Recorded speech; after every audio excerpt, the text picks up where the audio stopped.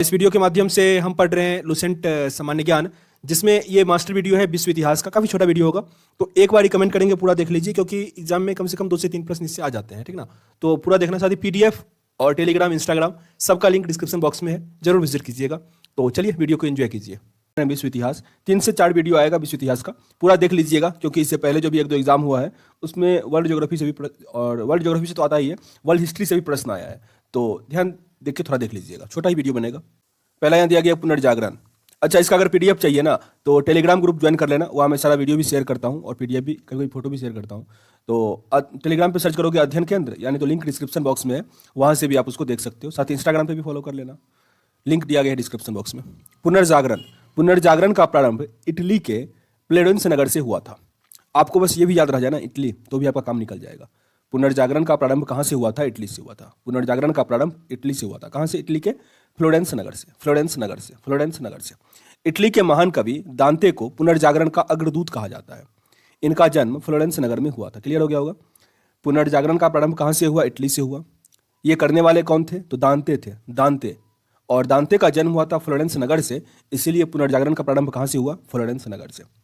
दांते ने प्राचीन लैटिन भाषा को छोड़कर तत्कालीन इटली की बोलचाल की भाषा टस्कन में डिवाइन कॉमेडी नामक काव्य लिखा, जिसमें दांते ने स्वर्ग और नर्क की एक काल्पनिक यात्रा का वर्णन किया है। दांते का जो बुक था वो किस भाषा में था? टस्कन भाषा में। बुक का नाम क्या था? Divine comedy. डिवाइन कॉमेडी को किसने लिखा था? दांते ने लिखा था। दांते के बाद पुनर्जागरण की भावना का प्रश्रय देने वाले दूसरे कवि या दूसरे व्यक्ति कौन हुए? पेट्रॉक हुए। पेट्रॉक। पेट्रॉक को मानववाद का संस्थापक माना जाता है। यह इटली का निवासी था, मतलब दोनों क्या थे? इटली के ही थे। इटालियन गद्य का जनक कहानीकार बोकेसिया को माना जाता है। बोकेसिया। कहानीकार बोकेसिया की डेकामेरॉन प्रसिद्ध पुस्तक है। डेकामेरॉन बोकेसिया की प्रसिद्ध पुस्तक है। आधुनिक विश्व का प्रथम ऐतिहासिक चिंतन फ्लोरेंस निवासी मैकियावेली को माना जाता है। काफी इंपॉर्टेंट है ये मैकियावेली।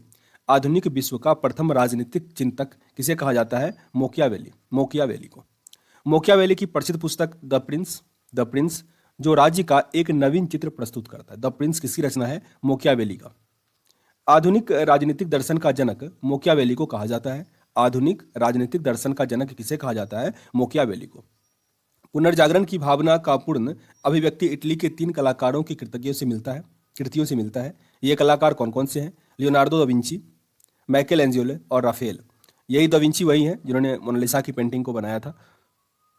लियोनार्डो दा विंची एक बहुमुखी प्रतिभा संपन्न व्यक्ति थे। वह चित्रकार, मूर्तिकार, इंजीनियर, वैज्ञानिक, दार्शनिक, कवि और गायक थे। Leonardo da Vinci the last सपर और मोनालिसा नामक अमर चित्रों के रचयिता होने के कारण प्रसिद्ध है। ये 2 पेंटिंग उनका मीन्स क्या बोलते हैं, वर्ल्ड फेमस है, मोनालिसा और द लास्ट सपर। कभी कभी सुनते होगे कि मोनालिसा का पेंटिंग का अभी तक समझ में नहीं आया किसी को। ये अभी फ्रांस के अजैब घर में रखा गया है, म्यूजियम में। इसको किसने बनाया है आपको ये याद रखना है, Leonardo da Vinci. Leonardo da Vinci. और द लास्ट सपर ये भी लियोनार्डो दा विंची। माइकल एंजियोलो भी एक अद्भुत मूर्तिकार एवं चित्रकार थे। Michelangelo. The last judgement and the fall of man Michelangelo की कृति है। ये सब याद रखना पड़ेगा आपको। द लास्ट जजमेंट और द फॉल ऑफ मैन ये किसका था? माइकल एंजियोलो का। जबकि लियोनार्डो दा विंची का क्या सब था? द लास्ट सपर और मोनालिसा। द लास्ट सपर और मोनालिसा। सिस्तान के गिरजाघर की छत में माइकल एंजियोलो के द्वारा ही चित्र बनाए गए हैं। सिस्तान का जो चिड़ियाघर है गिरजाघर, उसके छत पे जो पेंटिंग हुआ है वो भी एंजियोलो ने ही किया है। राफेल भी इटली का एक चित्रकार था, जिसकी सर्वश्रेष्ठ कृति जीसस क्राइस्ट की माता मेडोना का चित्र है। मेडोना का चित्र। पुनर्जागरण काल में चित्रकला का जनक जियाटो को माना जाता है। जियाटो। पुनर्जागरण काल का सर्वश्रेष्ठ निबंधकार इंग्लैंड का फ्रांसिस बेकन था। Francis Bacon. हॉलैंड के इरास्मस ने अपनी पुस्तक द फ्रेज ऑफ फॉली में व्यंग्यात्मक ढंग से पादरियों के अनैतिक जीवन एवं ईसाई धर्म की कुरीतियों पर प्रहार किया है, उसके बारे में लिखा है। इंग्लैंड के लेखक टॉमस मूर ने अपनी पुस्तक यूटोपिया में आदर्श समाज का चित्र प्रस्तुत किया है। टॉमस मूर का नाम याद रखिएगा, ये एक लेखक थे, टॉमस मूर, जो कि इंग्लैंड के थे। मार्टिन लूथर ने जर्मन भाषा में बाइबिल का अनुवाद प्रस्तुत किया। काफी इंपॉर्टेंट है। जर्मन भाषा में बाइबिल का अनुवाद किसने किया? मार्टिन लूथर ने। Martin Luther. Romeo and Juliet ये शेक्सपियर की अमर कृति है। रोमियो और जूलियट किसने लिखा है? शेक्सपियर ने लिखा है। इंग्लैंड के रोजर बेकन का आधुनिक प्रयोगात्मक विज्ञान का जन्मदाता माना जाता है। रोजर बेकन को। पृथ्वी सौरमंडल का केंद्र है, यह सबसे पहले कॉपरनिकस ने कहा था। कॉपरनिकस पोलैंड का था, यह भी इंपॉर्टेंट है आपके लिए। कॉपरनिकस के बारे में सब कुछ जानो। इससे पहले यह कहा जाता था कि सौरमंडल तो कहता ही नहीं था, सब कहता था कि पृथ्वी जो है केंद्र में है, ठीक ना। पृथ्वी सौरमंडल का केंद्र है। तो सबसे पहले इसी ने इसको खंडित किया था। किसने? कॉपरनिकस ने। कॉपरनिकस ने। और ज्योग्राफी का फादर किसे कहा जाता है? मतलब एरेटोस्थेनीज को। एरेटोस्थेनीज। गैलीलियो ने भी कॉपरनिकस के सिद्धांत का समर्थन किया था कि जो क्या बोलते हैं उसको, सूर्य जो है वो सौरमंडल के केंद्र में है, ठीक ना। उससे पहले सब यही कहता था पृथ्वी सौरमंडल के केंद्र में है, क्योंकि मतलब उस टाइम में जो यूनान या यहाँ पे पोलैंड में जो राजा था ना, वो लोग धरती को पूजा करते थे। तो धरती के बारे में अगर कोई असभ्य बात बोल देना तो उसको फांसी पे या जेल में लटका दिया जाता था। तो गैलीलियो को भी हालांकि लास्ट में जेल में रहना पड़ गया था, क्योंकि उन्होंने ये कहा था कि पृथ्वी चारों साइड घूमती है सूर्य के, तो पृथ्वी तो भगवान हुआ ना, पृथ्वी क्यों घूमेगा? ऐसा पोलैंड का मीन्स राजा का सोच था, नागरिकों का सोच था। तो गैलीलियो और कॉपरनिकस ने दोनों कहा था कि सौरमंडल के केंद्र में कौन है? सूर्य है। साथ ही गैलीलियो ने दूरबीन का भी खोज किया था, और शनि ग्रह का खोजकर्ता भी गैलीलियो को ही माना जाता है। जर्मनी के प्रसिद्ध वैज्ञानिक केपला और केपलर ने गणित की सहायता से यह बताया कि सूर्य की ग्रह सूर्य के चारों ओर किस प्रकार घूमते हैं। ये जो गति का नियम है, मीन्स ग्रह के गति का नियम है, वो किसने दिया है? केपलर ने। केपलर। न्यूटन ने गुरुत्वाकर्षण के नियम का पता लगाया। न्यूटन ने गुरुत्वाकर्षण के नियम का पता लगाया। धर्म सुधार आंदोलन की शुरुआत 16वीं सदी में हुई। धर्म सुधार आंदोलन। धर्म सुधार आंदोलन का प्रवर्तक मार्टिन लूथर था। मार्टिन लूथर, जो जर्मनी का रहने वाला था, उसने बाइबिल का जर्मनी भाषा में अनुवाद किया। काफी इंपोर्टेंट है ये मीन्स ये सेंटेंस। धर्म सुधार आंदोलन की शुरुआत इंग्लैंड में हुई। धर्म सुधार आंदोलन की शुरुआत कहाँ पे हुई थी? इंग्लैंड में हुई थी। जॉन विक्लिफ को धर्म सुधार आंदोलन का प्रातःकालीन तारा कहा जाता है। इसके अनुयायी लोलार्डर्स कहलाते थे। अमेरिका की खोज क्रिस्टोफर कोलंबस ने किया था। अमेरिका का खोज किसने किया था? Christopher Columbus.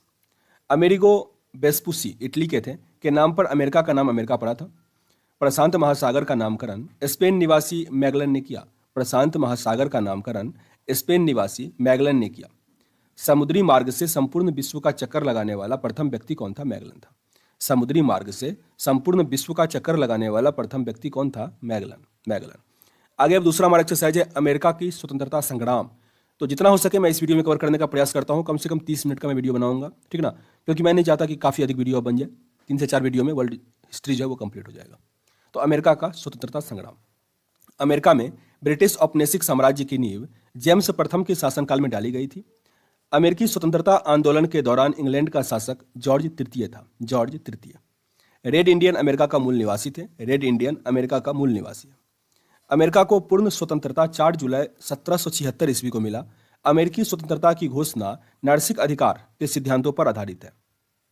इसमें नेचुरल राइट लिखा है, लेकिन यहाँ पे नैसर्गिक अधिकार पर। अमेरिका का स्वतंत्रता युद्ध 1783 ईस्वी में पेरिस की संधि के तहत समाप्त हुआ। इस संधि के अनुसार ब्रिटेन ने उत्तरी अमेरिका के 13 अंग्रेजी उपनिवेशों को स्वतंत्रता स्वीकार कर ली थी। मतलब टोटल वहां पे 50 उपनिवेश, मतलब जिसको स्टेट कहते हैं ना, वो है, जिसमें 13 उपनिवेश को स्वतंत्र कर दिया था ब्रिटेन ने। अमेरिका की स्वतंत्रता संग्राम से लाफायते के नेतृत्व में फ्रांसीसी सेना ने इंग्लैंड के विरुद्ध भाग लिया था। सप्तवर्षीय युद्ध में इंग्लैंड की काफी आर्थिक क्षति हुई। इस क्षतिपूर्ति हेतु तत्कालीन प्रधानमंत्री ग्रेनविले ने 1765 में स्टाम्प एक्ट पारित किया, जिसके अनुसार सभी अदालती कागजों, अखबारों आदि पर 20 शिलिंग का स्टाम्प लगाना अनिवार्य था। 1767 में ब्रिटिश संसद ने कागज, सीसा, चाय और रोगन जैसी उपभोक्ता वस्तुओं पर भी कर लगा दिया, टैक्स लगा दिया। उपनिवेशियों ने इन करों का व्यापक विरोध किया तथा सैमुअल एडम्स ने प्रतिनिधित्व नहीं तो कर नहीं का नारा दिया। अगर प्रतिनिधित्व नहीं करोगे, साथ नहीं दोगे, तो टैक्स नहीं मिलेगा। लेकिन इंडिया में ये अपोजिट हो गया कि वो टैक्स भी लेता रह गया, और कुछ भारतीय, हालांकि अधिक भारतीय, उसका सपोर्ट भी करते रह गया। इसलिए हम अधिक दिनों तक गुलाम रहे। सप्तवर्षीय युद्ध इंग्लैंड एवं फ्रांस में 1756 से 1763 ईस्वी के बीच हुआ था।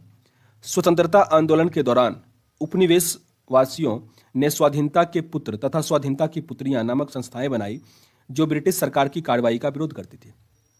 1776 में टॉमस पेन की लघु पत्रिका कॉमन सेंस प्रकाशित हुई, जिसमें अत्यंत प्रभावशाली एवं उत्तेजक शैली से स्वतंत्रता की आवश्यकता पर बिल बना दिया।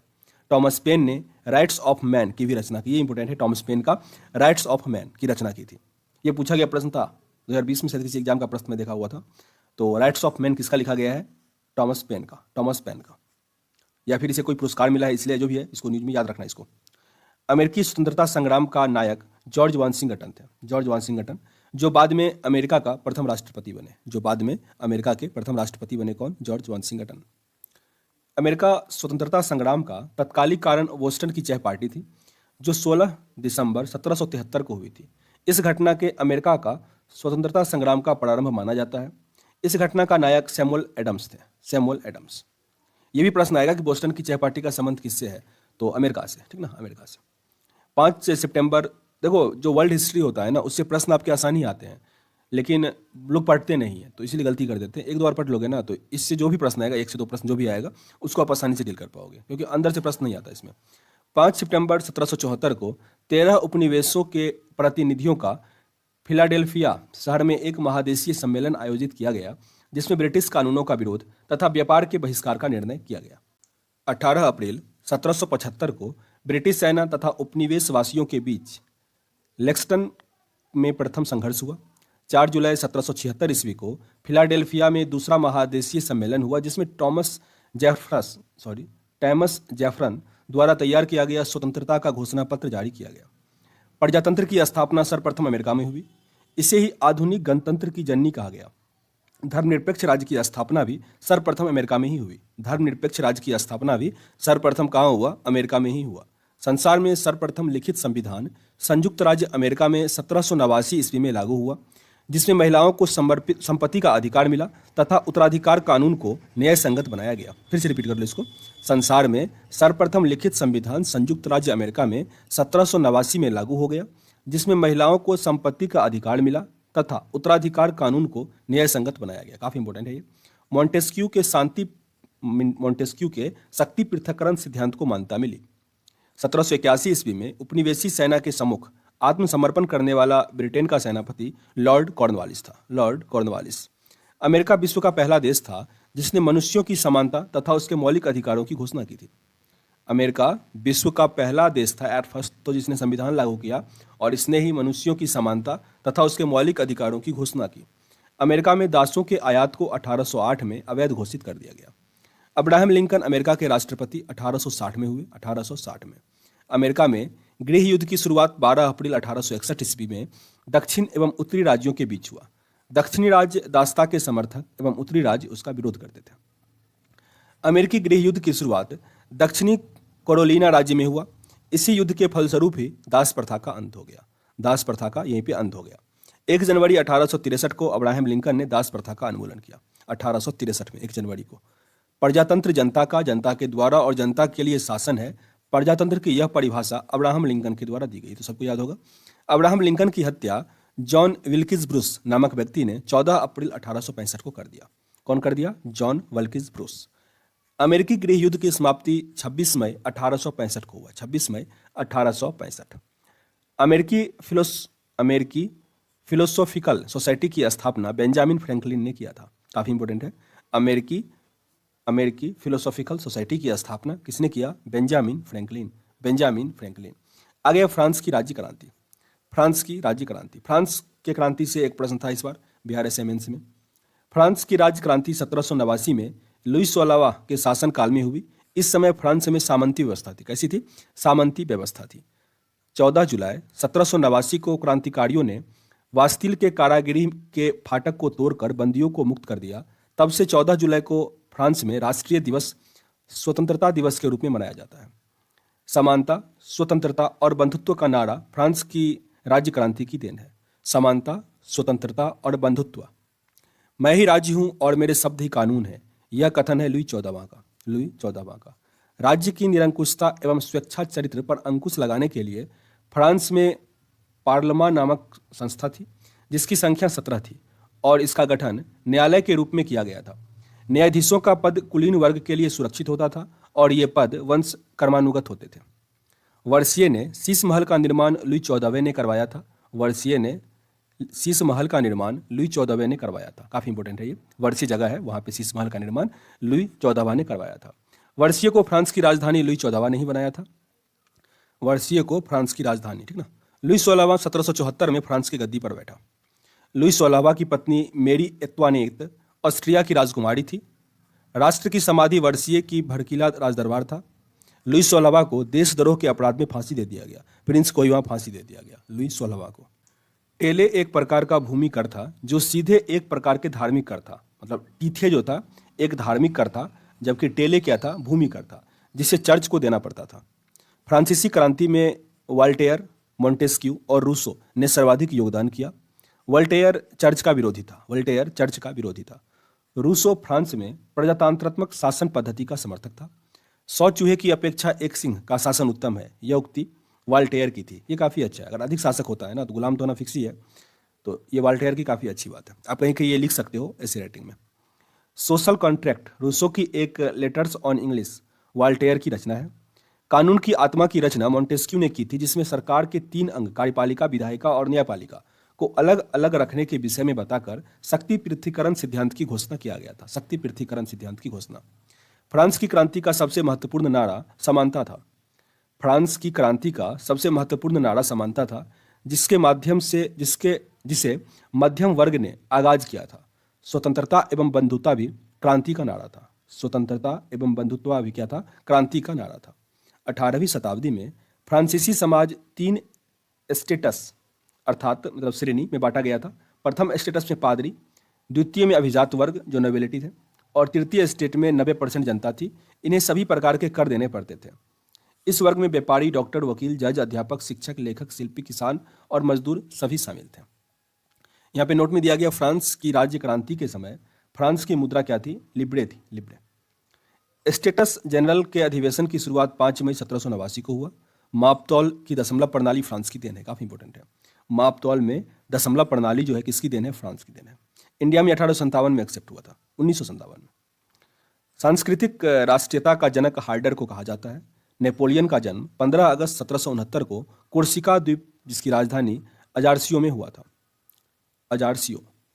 नेपोलियन की पिता का नाम क्या था, कार्लो बोनापार्ट। नेपोलियन ने ब्रिटेन के सैनिक अकादमी से शिक्षा प्राप्त की थी। नेपोलियन ने ब्रिटेन के सैनिक अकादमी से शिक्षा प्राप्त किया था। 1796 में नेपोलियन ने इटली में ऑस्ट्रिया के प्रमुख को समाप्त कर दिया। 1796 में नेपोलियन ने इटली में ऑस्ट्रिया के जो प्रमुख था उसको समाप्त कर दिया। फ्रांस में डायरेक्टरी के शासन का अंत 1799 में हो गया। नेपोलियन 1799 ईस्वी में प्रथम कौंसल बना और 1802 में जीवन भर के लिए कौंसल बन गया। 1804 में नेपोलियन फ्रांस का सम्राट बना। आधुनिक फ्रांस का निर्माता नेपोलियन को माना जाता है। आधुनिक फ्रांस का निर्माता किसे माना जाता है, नेपोलियन को। नेपोलियन ने ही सर्वप्रथम इंग्लैंड को बनियों का देश कहा था। नेपोलियन ने ही सर्वप्रथम इंग्लैंड को बनियों का देश कहा था। काफी इंपोर्टेंट है ये। नेपोलियन की पत्नी जोजोफाइन को तलाक देकर ऑस्ट्रिया की राजकुमारी मोरिया लुइसा से शादी की। ट्राफल्गर के युद्ध में, या ये युद्ध का हुआ था 1805 में 22 अक्टूबर को, इंग्लैंड और नेपोलियन के बीच हुआ था। नेपोलियन ने बैंक ऑफ फ्रांस की स्थापना 1800 में किया था। नेपोलियन ने बैंक ऑफ फ्रांस का स्थापना 1800 में किया था। नेपोलियन ने कानूनों का संग्रह तैयार करवाया, जिसे नेपोलियन का कोड कहा जाता है। नेपोलियन का कोड। नेपोलियन को नील नदी के युद्ध में अंग्रेजी जहाजी बेरे के नायक नेल्सन के हाथों बुरी तरह पराजित होना पड़ा था नेपोलियन को। यूरोप के राष्ट्रों में मिलकर 1813 ईस्वी में नेपोलियन ने लिपजिंग नामक स्थान को हरा दिया और उसे बंदी बनाकर एल्वा के टापू पर भेज दिया, परंतु वह एल्वा से भाग निकला और पुनः फ्रांस का सम्राट बन गया। कितना खतरनाक है। सेंटेंस को फिर से पढ़ो, देखो। यूरोप के राष्ट्रों ने मिलकर 1813 में नेपोलियन को लिपजिंग नामक स्थान पर हरा दिया और उसे बंदी बनाकर एल्वा के टापू पर भेज दिया, परंतु वह एल्वा से भाग निकला और फिर फ्रांस का सम्राट बन गया। मोटिवेशन देख रहे हो ना इसका, नेपोलियन का। मतलब हरा दिया, उसको फ्रांस से बाहर निकाल दिया, फिर वहाँ जेल से वो भाग के आया और फिर वो फ्रांस का सम्राट बना। उसी तरह हुमायूं का देखो, हुमायूं दिल्ली की गद्दी से हार गया था, फिर वो दिल्ली की गद्दी पर बैठ गया। अंततः मित्र राष्ट्रों की सेना ने नेपोलियन को 18 जून 1815 को वाटरलू के युद्ध में पराजित कर बंदी बना लिया और उसे सेंट हेलेना द्वीप पर भेज दिया। वहाँ 1821 में उसकी मृत्यु हो गई। नेपोलियन लिटिल कारपोरल के नाम से जाना जाता है। नेपोलियन लिटिल कारपोलर के नाम से जाना जाता है। अगर नेपोलियन के पतन का कारण था रूस पर आक्रमण। उसने रूस पर आक्रमण कर दिया, जिसके कारण उसका पतन हुआ। इंग्लैंड के वाणिज्य और व्यापार का बहिष्कार करने के लिए नेपोलियन ने महाद्वीपीय व्यवस्था का सूत्रपात किया था।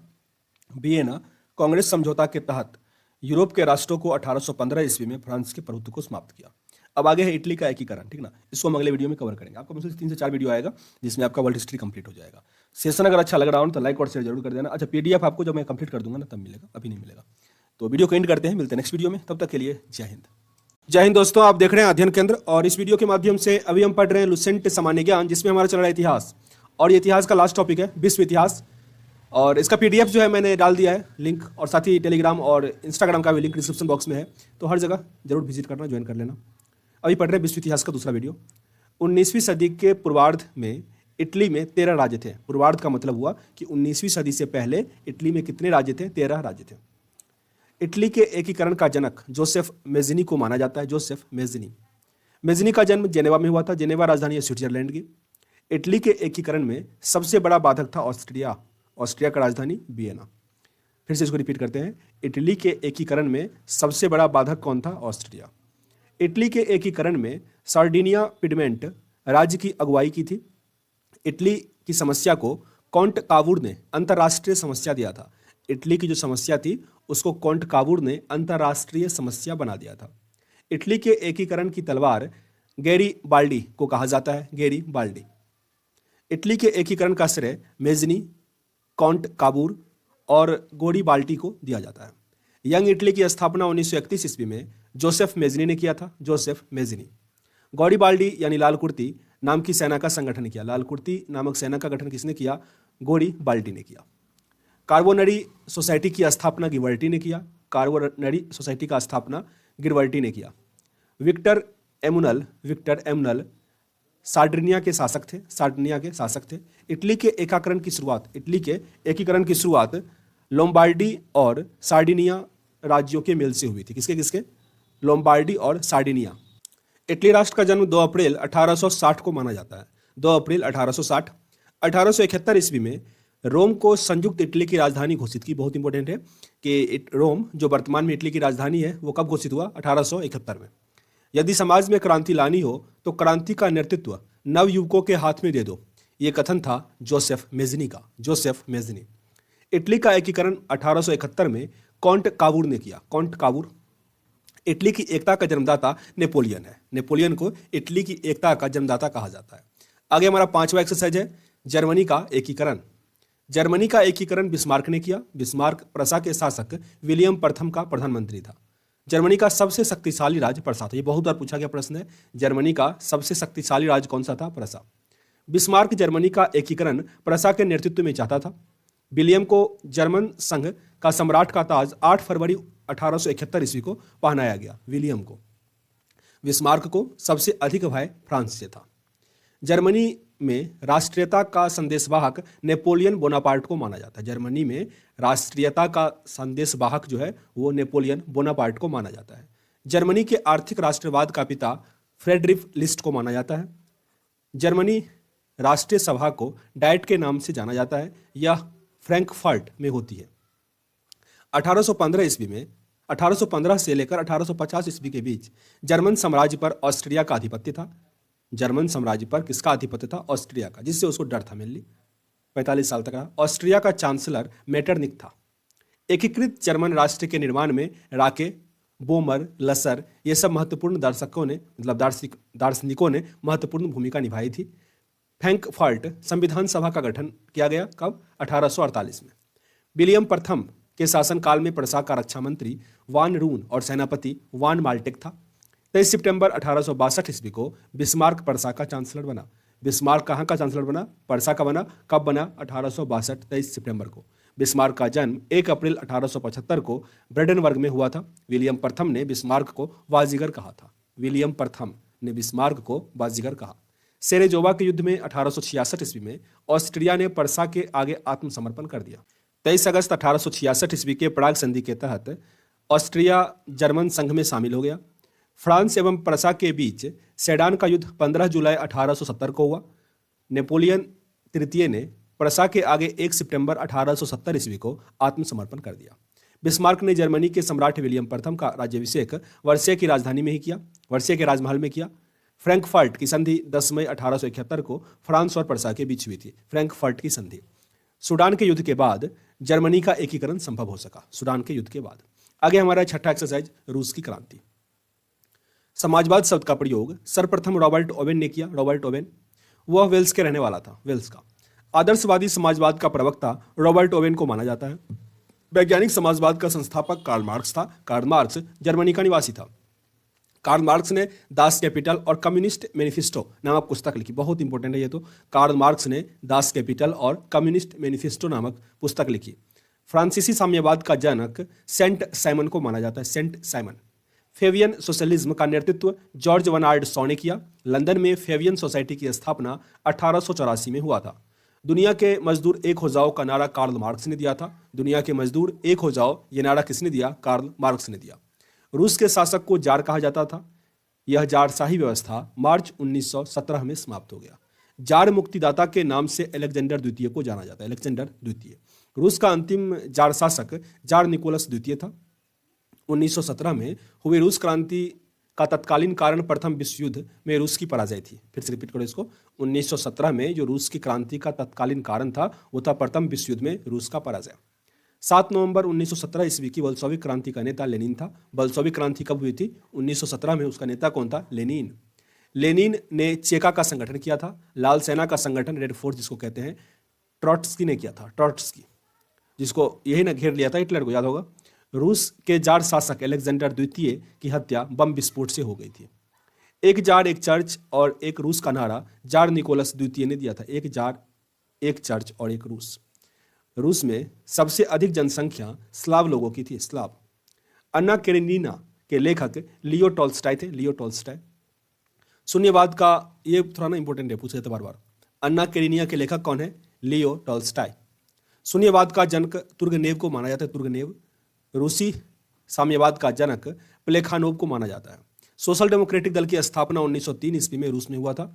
यह दल 2 गुट में विभाजित था। पहला तो था बल्शेविक और दूसरा था मेंशेविक। बल्शेविक का अर्थ हो गया था बहुसंख्यक और मेंशेविक का अर्थ हो गया था अल्पसंख्यक। बल्शेविक दल का नेता लेनिन था, लेनिन। 16 अप्रैल 1917 ईस्वी में लेनिन ने रूस में क्रांतिकारी योजना प्रकाशित की जो अप्रैल थीसिस के नाम से जाना गया। 1921 में लेनिन ने रूस की नई आर्थिक नीति लागू की। आधुनिक रूस का निर्माता स्टालिन को माना जाता है, आधुनिक रूस का निर्माता स्टालिन। लेनिन की मृत्यु 1924 में हो गई। राइट्स ऑफ मैन के लेखक कौन है? Thomas Paine, Thomas Paine. Mother की रचना मैक्सिम गोर्की ने की, मैक्सिम गोर्की।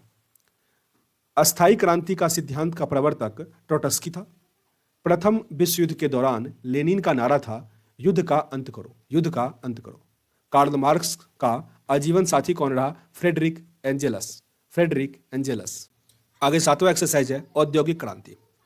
औद्योगिक क्रांति की शुरुआत इंग्लैंड में हुई क्योंकि इंग्लैंड के पास उपनिवेशों के कारण कच्चे माल और पूंजी की अधिकता थी। कहाँ से हुआ? इंग्लैंड से हुआ। इंग्लैंड में औद्योगिक क्रांति की शुरुआत सूती कपड़ा उद्योग से हुई। सबसे पहले स्कॉटलैंड के मैकेडम नामक व्यक्तियों ने पक्की सड़क बनाने की विधि निकाली। 1761 में ब्रिंडले नामक इंजीनियर ने मैनचेस्टर में वार्सले तक नहर बनाया था। सबसे पहले नहर बना 1771 में। 1814 ईस्वी में जॉर्ज स्टीफंस ने पहला भाप से चलने वाला रेल इंजन रॉकेट बनाया था। औद्योगिक क्रांति की दौर में जर्मनी इंग्लैंड का प्रतिद्वंदी था, मतलब वो दोनों एक जैसा ही था, काम कर रहा था। औद्योग मतलब तेज चलने वाला शटल ये बनाया था जॉन ने 1733 में। स्पिनिंग जेनी जेम्स हारग्रीव्स ने 1765 में बनाया। स्पिनिंग जेनी पानी की शक्ति से चलित था, ये रिचार्ड आर्कराइट ने बनाया। स्पिनिंग म्यूल क्रॉम्पटन ने बनाया था। घोड़ा द्वारा चलाए जाने वाला करघा ये कार्टराइट ने बनाया। और सेफ्टी लैंप इसका हम्फ्री डेवी ने, सबसे इंपॉर्टेंट यहाँ पे यही है सेफ्टी लैंप, हम्फ्री डेवी ने 1815 में बनाया। आगे इंग्लैंड में क्रांति। इंग्लैंड में गृह युद्ध चार्ल्स प्रथम के शासनकाल में 1642 में हुआ। इंग्लैंड में गौरवपूर्ण क्रांति 1688 में हुआ था। इस समय इंग्लैंड का शासक जेम्स द्वितीय था। सप्तवर्षीय युद्ध इंग्लैंड एवं फ्रांस के बीच में हुआ था।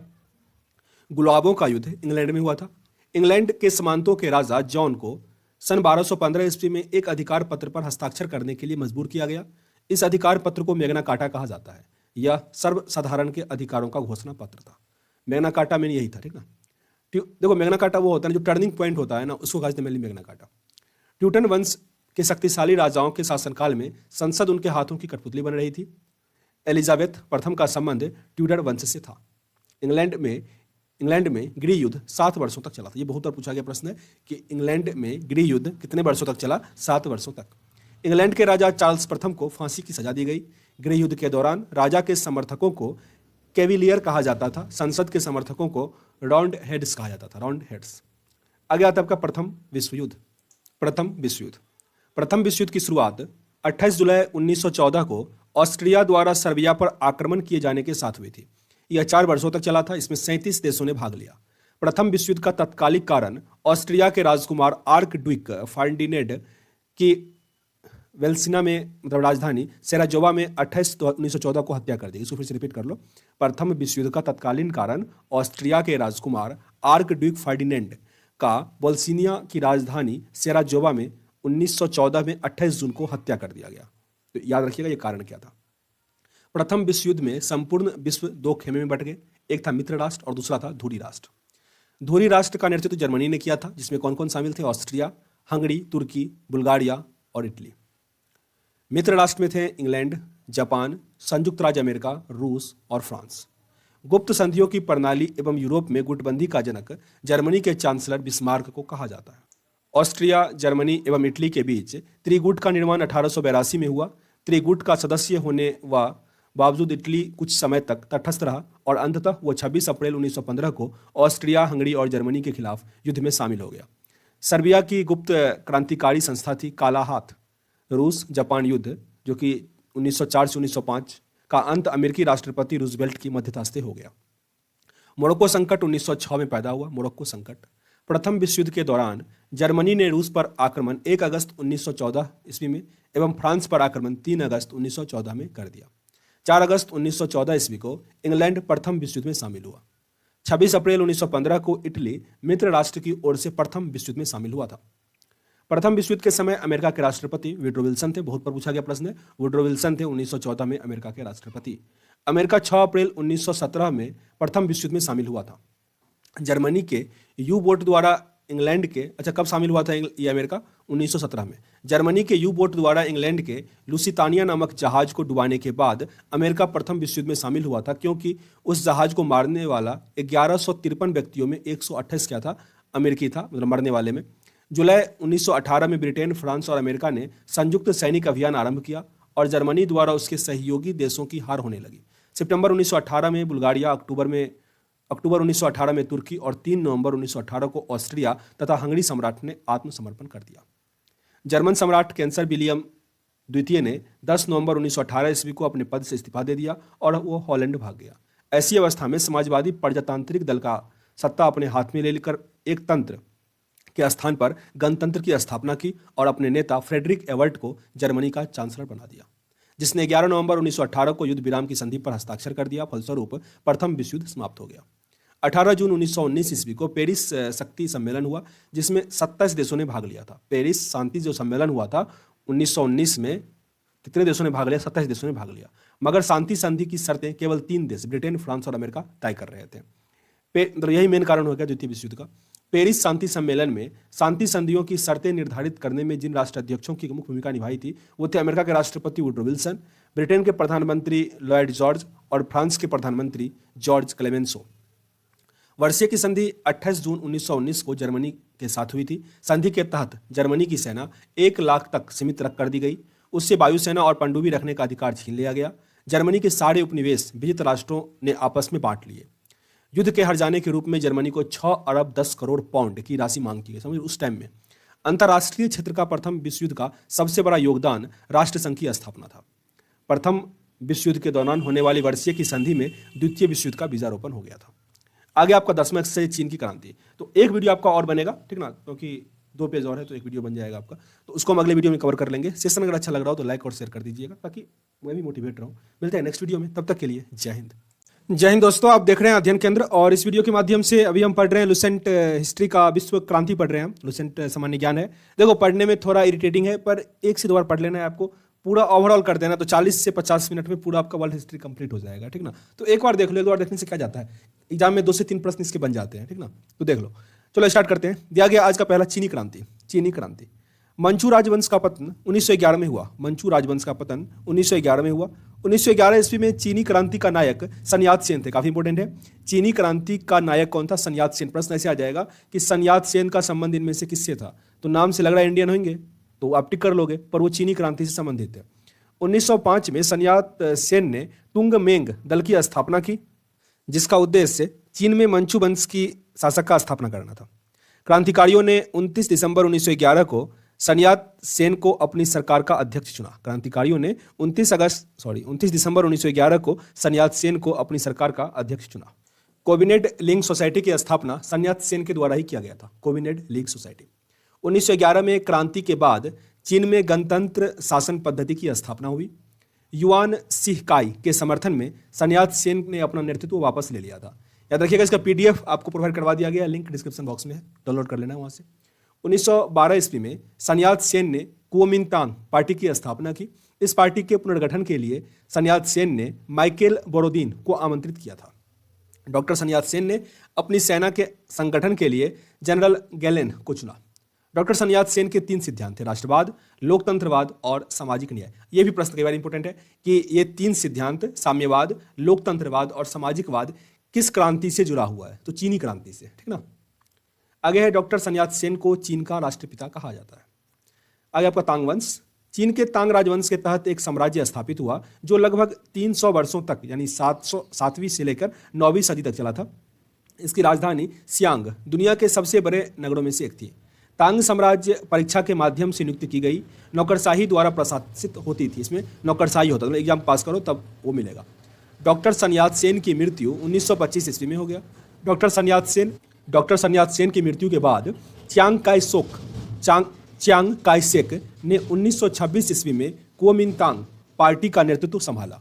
1923 ईस्वी में कुओमिंतांग पार्टी में साम्यवादी लोग अलग हो गए। चीन में गृहयुद्ध 1928 में शुरू हो गया। 1925 ईस्वी में हुनान की विशाल किसान आंदोलन का नेतृत्व माओ त्से तुंग ने किया। माओ त्से तुंग का जन्म 1893 में हुनान में हुआ था। चियांग काई शेक ने केंद्रीय सरकार की सत्ता नानकिंग ने संभाली। चियांग काई शेक ने अपनी सरकार की स्थापना फार्मोसा में की। साम्यवादियों के दमन करने के लिए चियांग काई शेक ने ब्लू साल्ट आतंकवादी दल का गठन किया। मात्सो तुंग के नेतृत्व में 1 अक्टूबर 1949 ईस्वी में जनवादी गणराज्य की स्थापना चीन में किया गया था। जनवादी गणराज्य चीनी साम्यवादी गणतंत्र का प्रथम अध्यक्ष माओ त्से तुंग था। चीनी जनवादी गणराज्य का प्रथम प्रधानमंत्री चाओ एन लाई था। चीन के जनवादी गणराज्य की राजधानी हुनान थी। खुले द्वार की नीति चीन ने अपनाई थी। काफी इंपॉर्टेंट है, खुले द्वार की नीति किसने अपनाया? चीन ने अपनाया। चीन के द्वार खोलने का श्रेय ब्रिटेन को जाता है। खुले द्वार की नीति का प्रतिपादक जॉन हे था। चीन एशिया का मरीज, बहुत इंपॉर्टेंट है, चीन को एशिया का मरीज कहा जाता है। और तुर्की को कहाँ का मरीज कहा जाए, कमेंट बॉक्स में बताना है आपको। चीन की कम्युनिस्ट पार्टी की स्थापना 1921 में हुआ था, कम्युनिस्ट पार्टी।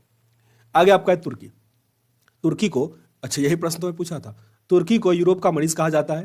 पान इस्लामिज्म का नारा अब्दुल हामिद द्वितीय ने दिया था। युवा तुर्क आंदोलन की शुरुआत अब्दुल हामिद द्वितीय के शासनकाल में 1908 में हुआ था। प्रथम विश्व युद्ध के बाद तुर्की के साथ भीषण अपमानजनक संधि सेब्र की संधि 10 अगस्त 1920 को की गई। मुस्तफा कमाल पाशा ने इसे मानने से इनकार कर दिया। आधुनिक तुर्की का निर्माता मुस्तफा कमाल पाशा को माना जाता है। इसे अतातुर्क यानी तुर्की का पिता के नाम से जाना जाता है। मुस्तफा कमाल पाशा का औपचारिक जन्म तिथि 19 मई 1881 में सेलेनिका में हुआ था, जिसके पिता का नाम अली रजा था। तुर्की में एकता और प्रगति समिति का गठन 1889 में हुआ। प्रारंभ में कमाल पाशा एकता और प्रगति समिति के प्रारंभ में आया। एक सेनापति के रूप में कमाल पाशा ने गल्लीपोती युद्ध में शानदार सफलता हासिल की। इसके बाद 1919 ईस्वी में कमाल पाशा ने सैनिक पद से इस्तीफा दे दिया। 1919 ईस्वी में अखिल तुर्क कांग्रेस के प्रथम अधिवेशन की अध्यक्षता मुस्तफा कमाल पाशा ने की। 1923 ईस्वी में तुर्की एवं यूनान के बीच में लोजान की संधि हुई थी। 23 अक्टूबर 1923 ईस्वी को तुर्की गणराज्य की घोषणा हुई। कमाल पाशा ने तुर्की में 3 मार्च 1924 ईस्वी को खिलाफत को समाप्त कर दिया। 20 अप्रैल 1924 ईस्वी को तुर्की के नए संविधान की खोज हुई। तुर्की के नए गणतंत्र का राष्ट्रपति मुस्तफा कमाल पाशा हुआ। रिपब्लिकन पीपुल्स पार्टी की स्थापना मुस्तफा कमाल पाशा था। मुस्तफा कमाल पाशा द्वारा किए गए महत्वपूर्ण कार्य 1932 में तुर्की भाषा परिषद की स्थापना हुई। 1933 में तुर्की के प्रथम पंचवर्षीय योजना लागू होना था। 1924 में तुर्की को धर्मनिरपेक्ष राज्य की घोषणा। 4 काम जो था इस्तांबुल में एक मेडिकल कॉलेज की स्थापना। और 5वां था ग्रिगोरियन कैलेंडर का प्रचलन। काफी इंपॉर्टेंट है ग्रिगोरियन कैलेंडर, जो हम लोग जो जनवरी फरवरी होता है ना, वही होता है। 1925 में लागू हुआ था। मुस्तफा कमाल पाशा का ये अपनाया गया काम था। इस्तांबुल का पुराना नाम कुस्तुनतुनिया था। 25 नवंबर 1925 को तुर्की की टोपी और औरतों को बुर्का पहनने का कानूनी प्रतिबंध लगाया गया। कमाल पाशा की मृत्यु 1938 में हो गया। आगे 12वां एक्सरसाइज हमारा, इटली में फासिस्टों का उदय। फासिज्म का उदय सर्वप्रथम इटली में हुआ। इसका जन्मदाता मुसोलिनी को माना जाता है। मुसोलिनी का जन्म 1883 ईस्वी में रोमांगा में हुआ था। रोमांगमा मुसोलिनी दल का नाम फासिस्टवाद था, जिसकी स्थापना मिलान में की गई थी। ड्यूस के नाम से मुसोलिनी को पुकारा जाता था। फांसीवादी राष्ट्रवाद का समर्थन करते थे। ये फांसीवादी दल के स्वयंसेवक काली कमीज पहनते थे। मुसोलिनी ने डिजाज को सेना का अधिकारी नियुक्त किया। मुसोलिनी द्वारा बनाए गए नियमों की संख्या 22 थी। राष्ट्रीय निगम परिषद का अध्यक्ष मुसोलिनी था, जिसकी सदस्यों की संख्या 500 थी। Grand council of fascist party के सदस्यों की संख्या 25 थी। मुसोलिनी ने अक्टूबर 1922 ईस्वी में रोम पर और 1935 ईस्वी में अबिसिनिया पर आक्रमण किया। जापान एवं जर्मनी के साथ मुसोलिनी ने रोम, बर्लिन, टोक्यो धुरी का निर्माण 1936 में किया। मुसोलिनी ने 10 जून 1939 ईस्वी को द्वितीय विश्व युद्ध के दौरान मित्र राष्ट्रों के विरुद्ध युद्ध की घोषणा की। इटली में फांसीवादी का अंत 28 अप्रैल 1945 को माना जाता है। आगे 13 नंबर का किस्सा है, जर्मनी में नाजीवाद का उदय। जर्मनी में नाजी दल का उत्थान हिटलर के नेतृत्व में हुआ था। हिटलर का जन्म 20 अप्रैल 1889 ईस्वी को ऑस्ट्रिया के ब्रोना नामक शहर में हुआ था। हिटलर बचपन में चित्रकार बनना चाहता था। प्रथम विश्व युद्ध जो 14 से 18 में चला था, हिटलर जर्मनी की तरफ से लड़ा था और युद्ध में अभूतपूर्व वीरता के लिए उसे आयरन क्रॉस प्राप्त हुआ था। युद्ध के बाद हिटलर जर्मनी वर्कर्स पार्टी का सदस्य बना। 1920 ईस्वी में इस पार्टी का नाम बदलकर national socialist German workers party रखा गया। धीरे धीरे हिटलर अपना प्यूहरर यानी नेता बन गया। 1923 में हिटलर ने ल्यूडेनडार्क के साथ मिलकर बाइमर गणराज्य के खिलाफ विद्रोह कर दिया। विद्रोह असफल हुआ। हिटलर को बंदी बना लिया गया। जेल ही में हिटलर ने अपनी प्रसिद्ध आत्मकथा मिन कैंप की रचना की। बहुत इंपॉर्टेंट है ये मिन कैंप। 1934 के अंत में जेल से रिहा कर दिया गया। जेल से रिहा होने के बाद उसने अपने दल को फिर से संगठित किया और स्वास्तिक को, मतलब इस टाइप का स्वास्तिक का सिंबल होता है ना, उसको अपना प्रतीक के रूप में ग्रहण किया।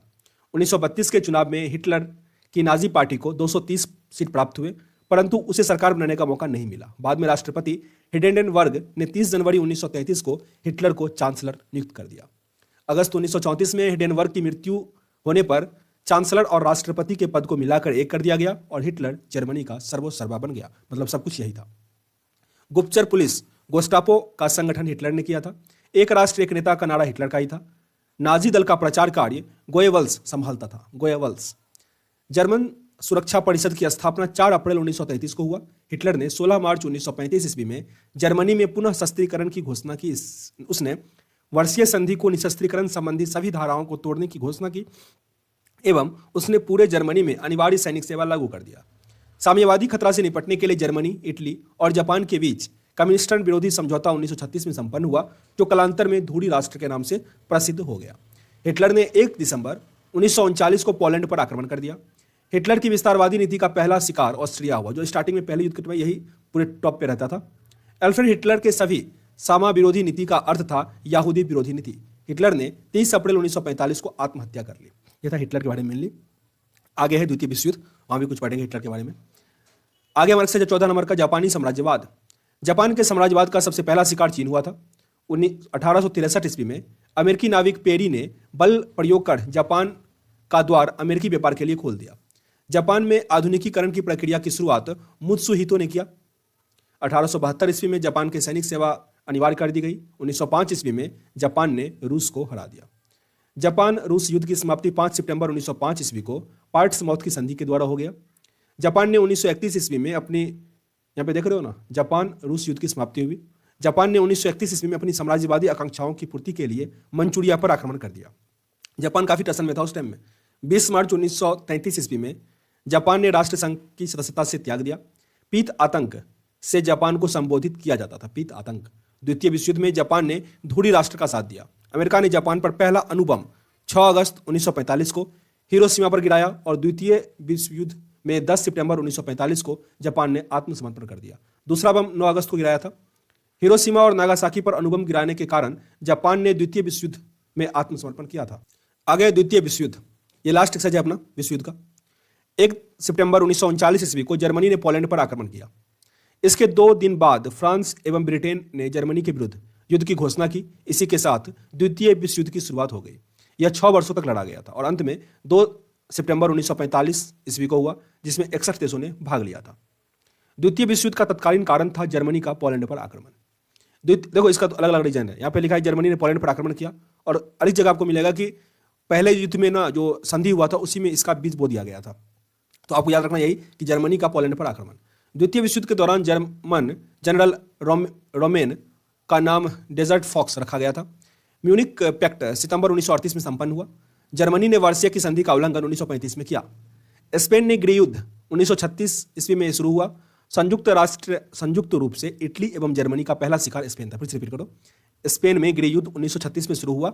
संयुक्त रूप से इटली एवं जर्मनी का पहला शिकार स्पेन था। जर्मनी द्वारा सोवियत संघ पर आक्रमण करने की योजना को ऑपरेशन बारबोसा कहा गया। 23 अगस्त 1939 को जर्मनी रूस आक्रमण समझौते पर हस्ताक्षर हुआ। जर्मनी ने रूस पर समझौता उल्लंघन का आरोप लगाकर उस पर 22 जून 1941 को आक्रमण कर दिया। फरवरी 1943 में रूसी सेना जर्मन को हराने में सफल हो गई। जर्मनी की ओर से द्वितीय विश्व युद्ध में 10 जून 1940 को इटली ने प्रवेश लिया। अमेरिका को द्वितीय विश्व युद्ध में प्रवेश 8 दिसंबर 1941 को हुआ, जिसका कारण जापान द्वारा 7 दिसंबर 1941 का हवाई द्वीप स्थित पर्ल हार्बर के अमेरिकी नौसैनिक अड्डे को जबरदस्त हमला किया था जापान ने। द्वितीय विश्व युद्ध के समय इंग्लैंड का प्रधानमंत्री विंस्टन चर्चिल और अमेरिका के राष्ट्रपति फ्रैंकलिन डी रूजवेल्ट थे। इंग्लैंड की शानदार अलगाववाद की नीति का विचारक सेली वर्षीय की संधि को आरोपित संधि के नाम से जाना जाता था। द्वितीय विश्व युद्ध में, अच्छा आपको कमेंट बॉक्स में बताना है कि वर्षीय की संधि में जो कानून बना था, जो संधि बना था, तो वो 3 देश थे जो संधि बनाया था, उस तीनों का नाम क्या है जरा कमेंट बॉक्स में बताना है आपको। द्वितीय विश्व युद्ध में जर्मनी की पराजय का श्रेय रूस को दिया गया था। मित्र राष्ट्रों के सामूहिक प्रयास ने 6 जून 1944 को जर्मन सेना परास्त हो गई और 7 मई 1945 को आत्मसमर्पण कर दिया। द्वितीय विश्व युद्ध के दौरान अमेरिका ने 6 अगस्त 1945 को जापान पर अणुबम का प्रयोग किया। इस युद्ध में मित्र राष्ट्रों द्वारा पराजित होने वाला अंतिम देश जापान था। अमेरिका ने 6 अगस्त 1945 ईस्वी को हिरोशिमा पर लिटिल बॉय, जो कि यूरेनियम 235 था, और 9 अगस्त 1945 को नागासाकी पर फैटमैन, जो कि प्लूटोनियम का था, 1939 में मतलब गिराया। जहाज का नाम एवानगे था, पर वही पूछा नहीं जाता। ये थोड़ा याद रखिएगा, फैटमैन और लिटिल बॉय। 6 अगस्त को लिटिल बॉय मतलब छोटा था 6 अगस्त, और 9 अगस्त बड़ा था, फैट था। 2 सितंबर 1945 को यदों की खाड़ी स्थित अमेरिका युद्धपोत मिसूरो पर मित्र राष्ट्रों की सर्वोच्च सेनापति मैकआर्थर के समक्ष जापान ने आत्मसमर्पण कर दिया और उसके साथ ही द्वितीय विश्व युद्ध समाप्त हो गया। जापानी प्रधानमंत्री एडमिरल सुजुकी का त्यागपत्र दे दिया। अंतर्राष्ट्रीय क्षेत्र में द्वितीय विश्व युद्ध का सबसे बड़ा योगदान संयुक्त राष्ट्र संघ यूएनओ का स्थापना है, जो 24 अक्टूबर 1945 को हुआ। ठीक ना, तो आपका वर्ल्ड हिस्ट्री कंप्लीट हो गया और इसका मास्टर वीडियो हम बना देंगे, डाल देंगे, तो देख लीजिएगा, उसको भी रिवीजन हो जाएगा। और सेशन अगर अच्छा लगा हो तो लाइक और शेयर जरूर कर दीजिएगा। मिलते हैं नेक्स्ट वीडियो में, तब तक के लिए जय हिंद।